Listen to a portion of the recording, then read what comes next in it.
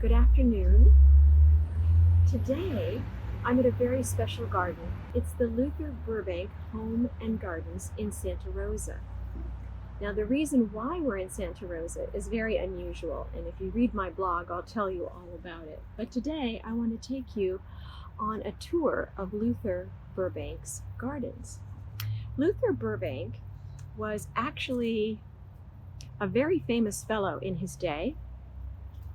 He introduced many varieties of flowers and fruits, and was actually, friends with Edison and Ford. And so he was sort of at the top of the fame list during his day. He's considered one of the most extraordinary horticulturists to live.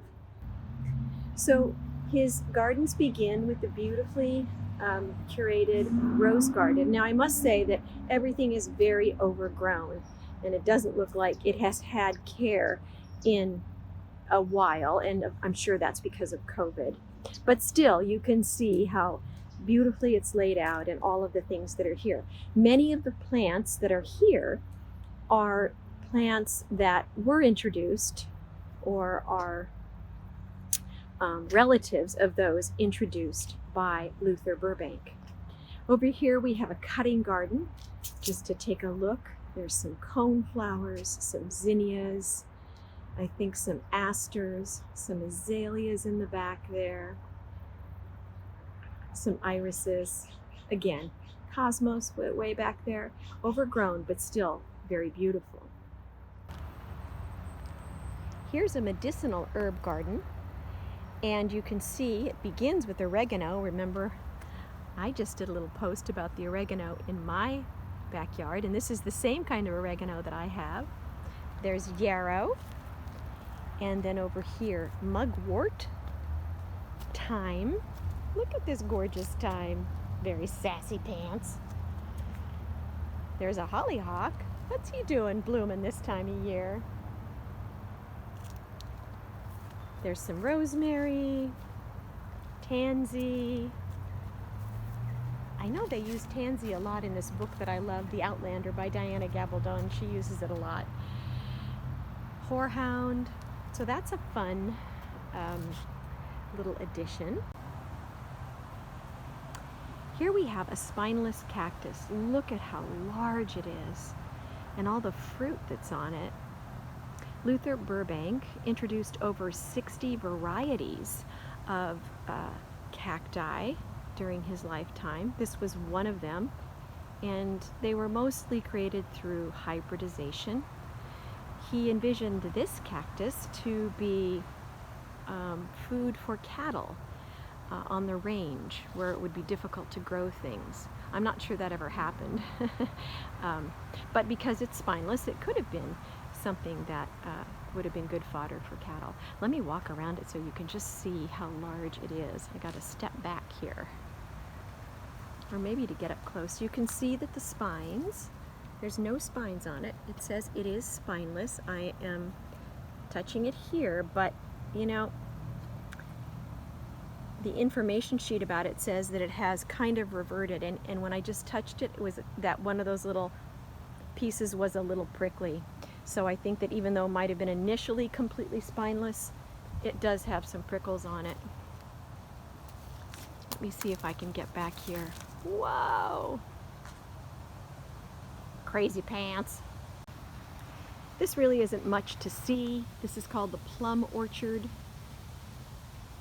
But the reason I'm showing it to you is because really one of the things that Luther Burbank is most famous for is the Santa Rosa plum.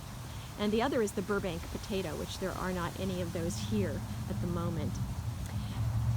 He also was very interested in dahlias. There's a beautiful dahlia garden here, and they're all blooming, as you know. The dahlias in my garden are blooming. He tried to create a dahlia that did not smell, because dahlias don't have a fabulous scent. I'm not sure if he ever was able to create that. But there's many beautiful varieties of dahlias here. Burbank also introduced the thornless blackberry, which is what this is on the vine here.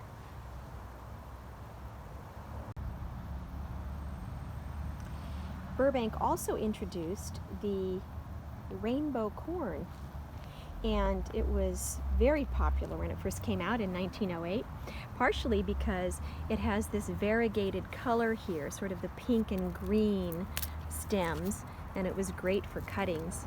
Inside you can see that the corn is reddish. Fun. And here in the middle of the city, in the middle of Luther Burbank's garden, a beautiful redwood towering over everything. This greenhouse was built by Luther Burbank, so it's original to this property.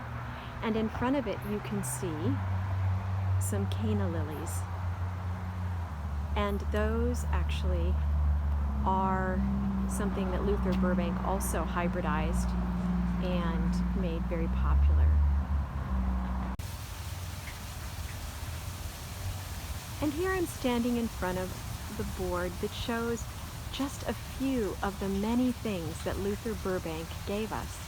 You can see at the top there's the canna lily, the Santa Rosa plum, the Burbank potato, sugar prune, Santa Rosa dahlia, the Gold Ridge apple, hybrid sunflowers, the Watsonian, lemon giant calla lily, the crimson California poppy, berries, the Shasta daisy, rainbow corn, special rhubarb, hybridized strawberries. Really so grateful to Luther Burbank for all of these beautiful things and the care that he put into feeding and nurturing plants. Luther Burbank wrote, "The urge to beauty and the need for beautiful and gracious and lovely things in life is as vital a need as the urge for bread, something that all gardeners believe." Thank you, Luther.